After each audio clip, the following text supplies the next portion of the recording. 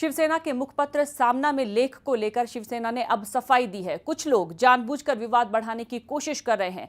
शिवसेना का कहना है कि हमने वही लिखा है जो सच है।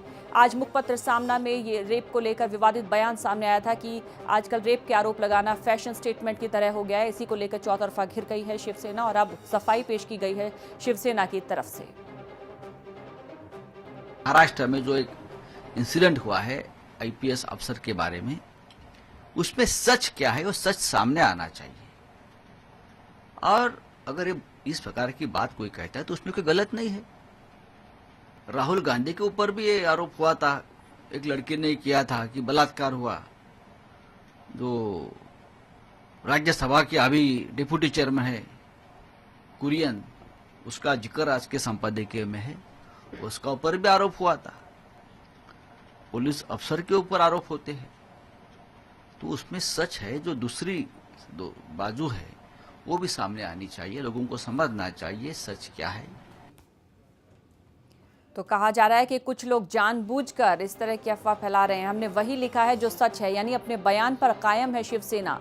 मुखपत्र सामना में आज विवादास्पद बयान लिखा था जिस पर चौतरफा घिर गई थी शिवसेना। चारों तरफ इसकी आलोचना होने लगी जब उन्होंने ये लिखा कि रेप का आरोप लगाना एक फैशन स्टेटमेंट की तरह हो गया है। डीआईजी पारसकर के बचाव में शिवसेना ने मुखपत्र सामना में ये बातें लिखी थी और अब जो बयान सामने आ रहा है उसमें भी ये कहा जा रहा है कि हमने वही लिखा है जो सच है। मुखपत्र सामना में लेख को लेकर शिवसेना का ये बयान सामने आया है कि कुछ लोग जानबूझकर विवाद बढ़ाने की कोशिश कर रहे हैं। हमने जो लिखा है वो सच है। और ज्यादा जानकारी के लिए बात करते हैं हमारे रिपोर्टर आशुतोष पाटिल से। आशुतोष, चारों तरफ आलोचना हो रही है बयान की, लेकिन अपने बयान पे कायम है शिवसेना।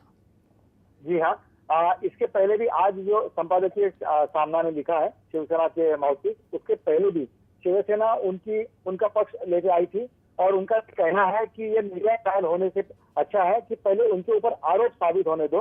साबित होने के बाद ही किसी ऑफिसर को, जो इतना सीनियर ऑफिसर है महाराष्ट्र का, तो उसके ऊपर आरोप लगाए जाने चाहिए। इसमें एक देखने वाली बात ये है कि जो आरोप लगाने वाले जो व्यक्ति है उनके ऊपर भी एक संदेह की एक स्थिति है, क्योंकि जिन्होंने आरोप लगाए उनका इंटेंशन क्या है वो भी देखने की जरूरत है, ऐसा शिवसेना और कई सारे लीडर्स का मानना है।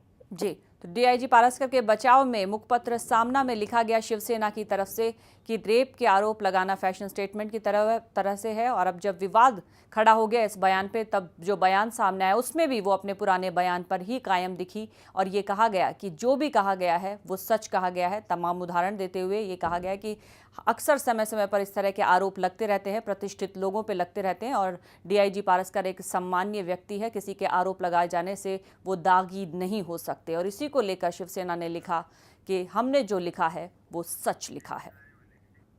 आपको दिखाते हैं कि सामना में शिवसेना ने आखिर लिखा क्या था। छेड़खानी और बलात्कार का आरोप लगाकर सनसनी फैलाना अब फैशन हो गया है। क्या ये सवाल अब लोगों के मन में उठने लगा है? ऐसे मामलों में सच आने से पहले ही आरोपी का मीडिया ट्रायल हो जाता है। एक मॉडल तथाकथित अभिनेत्री ने डीआईजी सुनील पारसकर पर छेड़खानी और बलात्कार का आरोप लगाया है।